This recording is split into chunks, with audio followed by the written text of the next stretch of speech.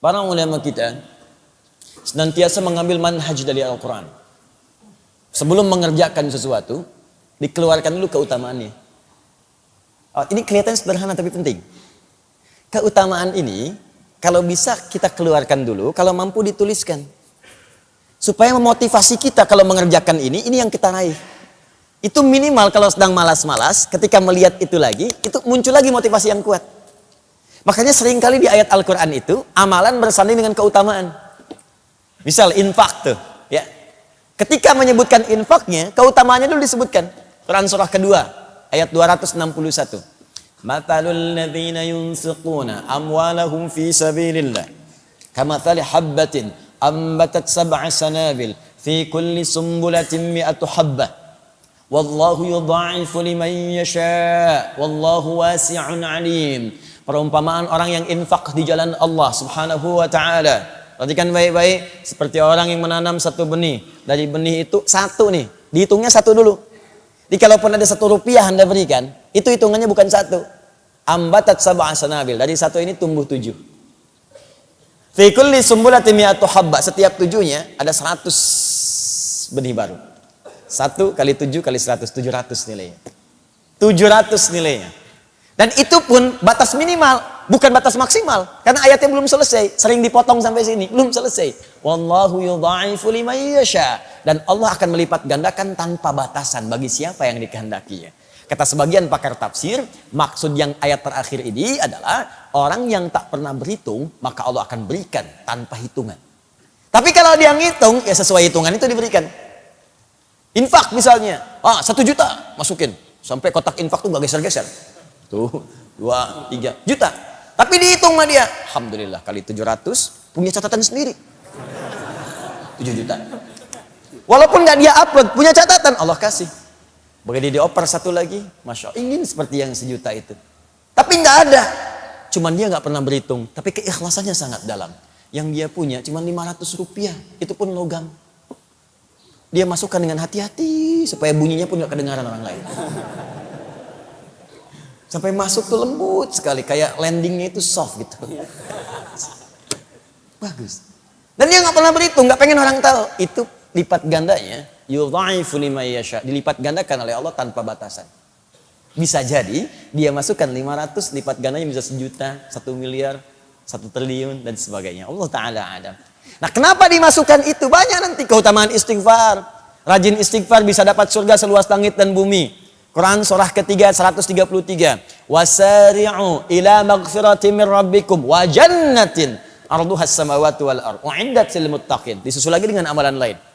Ayo bergegas kamu istighfar dan berharap dengan amalan-amalan itu bisa mendapatkan surga seluas langit dan bumi. Disediakan bagi orang takwa. Apa ciri amalan orang ahli istighfar? Kalau rajin istighfar kata Allah, maka akan muncul amalan-amalan lain. Ayat 134-nya. Alladzina yunfiquna fis sarai wad dharra, rajin infak. Wal kadhiminal ghaidha, orang rajin istighfar itu sanggup menahan amarah. Jadi kalau Anda ingin jadi orang sabar, latihan istighfar. Astagfirullah. Orang mencela, istighfar dulu. Astagfirullah. Nah, ketika Anda rajin istighfar, itu kita akan diberi oleh Allah kemampuan menahan amarah. Ya. Dasar kamu begini. Astagfirullah. Apa? Astagfirullah. Kamu ngeledek saya? Astagfirullah. Dah, sampai dia capek sendiri. Sudah mas, kalau sudah saya pamit dulu. Pergi aja sana. Astagfirullah. Wala'afina anin nas, dan dia bisa pandai memaafkan orang. Jadi yang indah tuh gini, hati dia ditutup oleh Allah dari persoalan. Sudah selesai, jadi dia tuh gak mikirin masalah lagi. Tapi orang yang tidak pernah minta maaf kepadanya jadi gelisah terus gak pernah selesai. Dan ketika Anda bisa melakukan itu kata Allah, hati orang lapang yang sering ingat dengan Allah, dia lapang menerima persoalan, maka tempat pulangnya akan dilapangkan oleh Allah lebih daripada seluas lapangan, seluas langit dan bumi. Anda punya rumah sekomplek Jaka Permai, kerasa luas. Nanti saat ke surga seluas langit dan bumi. Silahkan maraton, boleh, koprol. Saya pengen tahu di mana ujungnya. Enak gitu. Nah, pertanyaannya kenapa sering disandingkan tuh antara amalan dengan keutamaan, supaya kita itu punya motivasi. Pengen dapat ini, tahajud ada 4 kemuliaan. Jadi kalau kita tuliskan, karir akan diangkat, pekerjaan akan dibimbing, masalah diberi solusi. Kalau diganggu langsung Allah tolong. Quran surah ke-17 ayat ke-79 sampai 81. Nah, Anda tuliskan itu, keluarkan. Manfaat tahajud, berikan 4. Tempelkan langsung di dinding tempat tidur Anda, sebelah kanan. Jadi begitu miring ke kanan, Anda lihat itu. Nggak ingat tahajud pun ketika melihat itu, pengen bangun malam harinya. Kalau bisa bikin kata-kata yang menarik, seperti Kiai Haji Ahmad Dahlan. Menuliskan di temboknya ketika akan berdakwah beliau. Ya Dahlan, berdakwah itu seperti menggenggam batu bara. Ingat sabda Nabi. Kalau kamu karena ujian yang kecil aja, karena celaan kamu gagal, kecil kamu. Seperti memegang batu bara. Tuliskan di dinding kita. Katanya karir pengen diangkat oleh Allah. Tahajud aja nggak mampu. Katanya pengen hidupnya mudah. Tapi bangun 2 rakaat aja nggak sanggup. Katanya pengen ditolong oleh Allah. Tapi begitu Allah ingin berikan, kamu nggak panggil. Sepertinya apa sih maumu? Tuliskan di situ. Ya, tuliskan.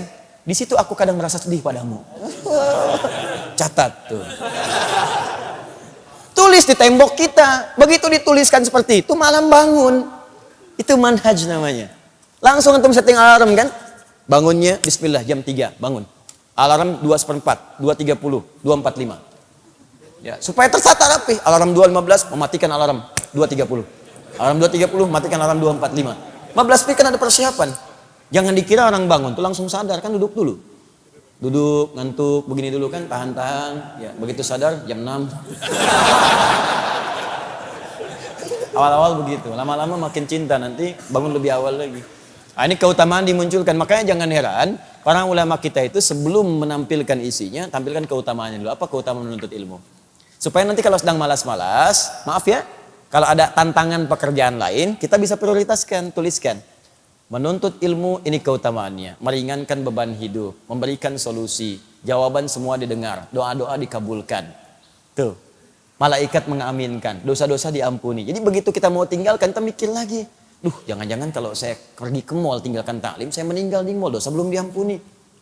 Ah, saya udahlah ke taklim dulu aja. Mall bisa besok lagi. Datang dia.